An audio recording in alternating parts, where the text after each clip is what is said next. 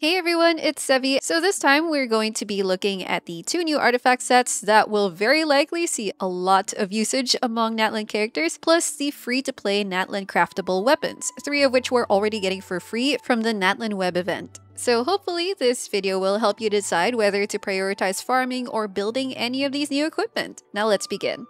Starting with the artifact sets, first up we have the Obsidian Codex. With the 2-piece effect, the equipping character must be in the Night Soul Blessing state and on field to get the 15% damage bonus. So it specifically states they have to be on field. Now this 15% damage bonus is a universal damage bonus. It's not limited to any elements, and it's not limited to any talent or damage type, like normal attack damage or skill damage. As for the 4-piece bonus, after the equipping character consumes 1 point of Night Soul and is on field, their crit rate increases by 40% for 6 seconds, and this can trigger every 1 second. When that effect triggers, the buff actually shows up on the stat page. As you probably noticed, that is a lot of crit rate. But you can pretty much view this set as like a Marechaussee Hunter set, but it's Natlan edition. Marechaussee Hunter used a mechanic that Fontaine characters could easily proc in order to stack up crit rate, and now this Obsidian Codex, which is arguably a bit more exclusive to Natlan characters because that whole Night Soul thing is very specific right now to Natlan characters. If you're looking out for Natlan DPSs, even starting with Mualani, who I got to showcase in a separate video, then farming the Obsidian Codex set is pretty much going to be a staple for you because it looks like a lot of Natlan DPSs are going to be using it. I'm kind of wondering why they excluded off-field DPSs from this set, but maybe we'll get an answer to that in a future set. Next is the Scroll of the Hero of Cinder City. So the 2-piece bonus of this generates energy for the wearer when a Night Soul burst is triggered. Just a quick recap, a Night Soul burst can occur at intervals if there's a Natlan character on the party, and it basically gets triggered if a party member deals elemental damage to an enemy. So with this set, it uses that mechanic to generate energy for the wearer. Now the 4-piece effect is where things get interesting. The first part of the effect says that when the wearer procs an elemental reaction that involves their elemental type, everyone in the party gains a 12% elemental damage bonus for the elements that were involved in the reaction for 15 seconds. So to put this into an example, if a unit holding this set procs Quicken, then the team gets both Dendro and Electro 12% damage bonus for 15 seconds. And the same goes for a Geo character proccing Crystallize on Hydro. Both Geo and Hydro damage are given to the team. Now this part of the effect is not exclusive to Natlan characters, as it just needs elemental reactions in order to trigger. But moving on to the second part of the effect, if the wearer is in their Night Soul Blessing state while triggering the set, the team gets an additional 28% of those elemental damage bonuses for 20 seconds. It's this part that is once again exclusive to Natlan because of the Night Soul Blessing state requirement. Just note that the timer of these two buffs are independent, and one does expire faster than the other, that being the 12% elemental damage bonus. Currently, Kachina is a great user of this because she can actually achieve that full 40% elemental damage bonus. All she has to do is trigger a crystallized reaction on a certain element while she's in her Night Soul Blessing state. I did want to try if these bonuses can trigger with multiple reactions at a time by proccing both a Hydro and Electro Crystallize with 1 hit. And sure enough, the team got Geo, Hydro, and Electro damage bonuses from it. Additionally, all of these effects can occur even if the wearer is off field. But take note that it doesn't stack if there are multiple users of the set on the team, just like how Noblesse doesn't stack. All in all, I find this to be a situationally good support set, even if it's being used by non-Natlan characters. For example, if you have a team of characters that scale on different stats, such as Yelan on HP and Xingqiu on attack, then a team-wide elemental damage bonus buff is beneficial to both rather than just a team-wide HP or attack buff. Another example would be on a Chevreuse team that has Bennett, where either Bennett or Chevreuse can hold Noblesse, but since 2 users won't stack, you can instead make Chevreuse hold the Cinder set and give a 12% damage bonus for Electro and Pyro. And I hope that we do get more Natlan supports in the future aside from Kachina who can really maximize this set, but I think it's good to know that they're giving us both a DPS set and support set in the first version, and they share a domain.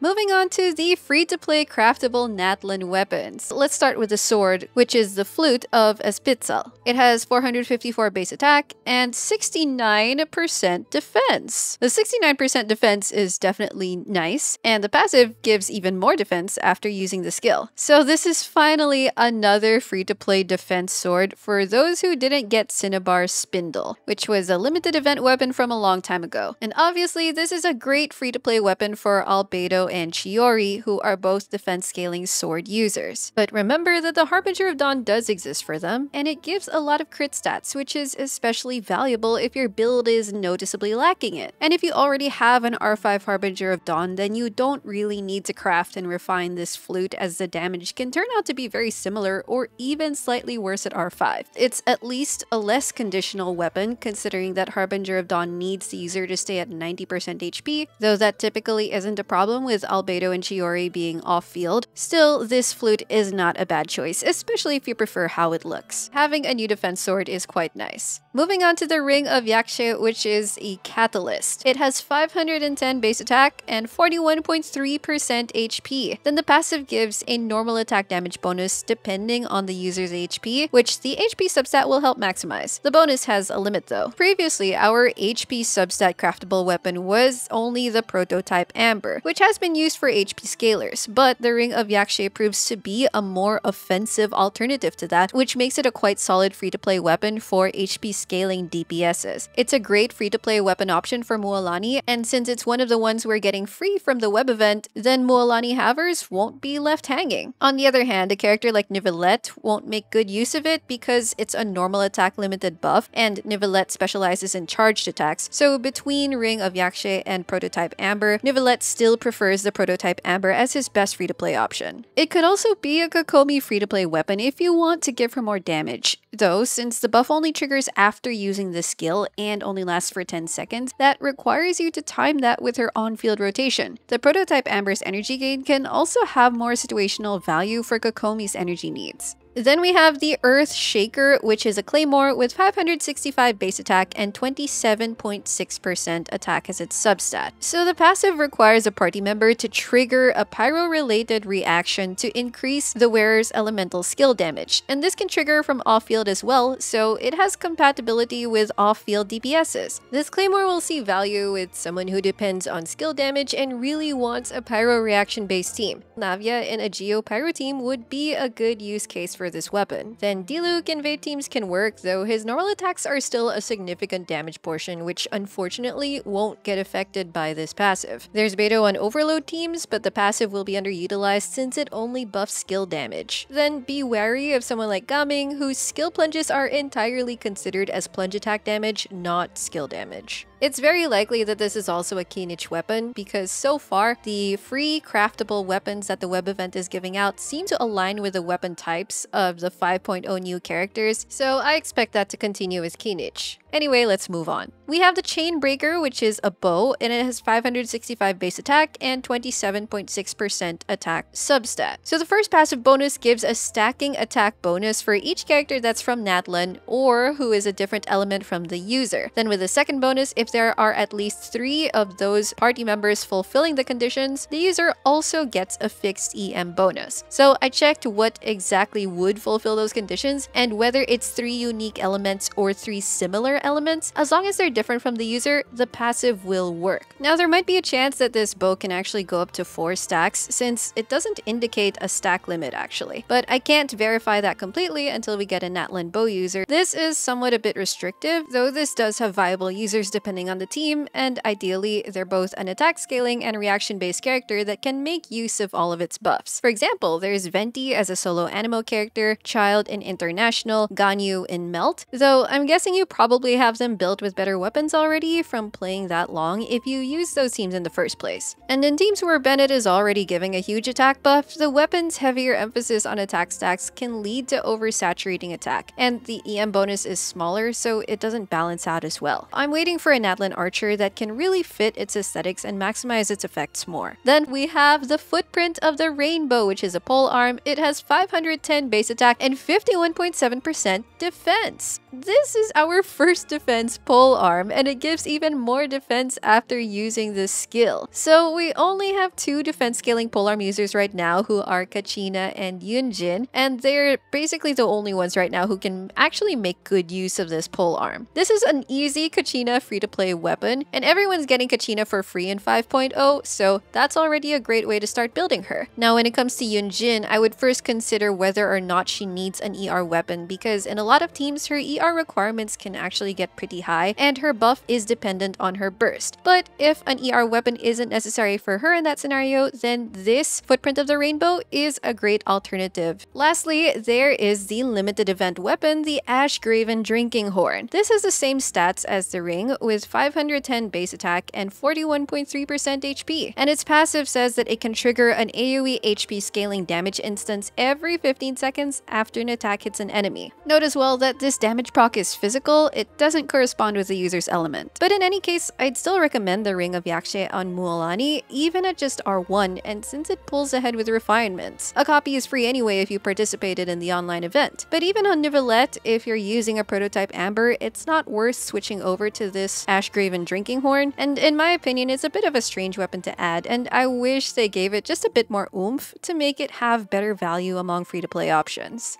And that's it for my brief review and coverage of these artifact and free-to-play craftable weapons. I find it interesting that they've pulled out the defense substat for some of these free-to-play weapons, but you know what? It's kind of about time, honestly. So at least we're getting more variety there. Anyway, let me know in the comments your thoughts on these equipment, if you see yourself spending a lot of time in that artifact domain, and which of these free-to-play craftables you're most interested in. If this video helped you out, don't forget to leave a like, subscribe to my channel if you haven't already, and I will see you all soon. Take care!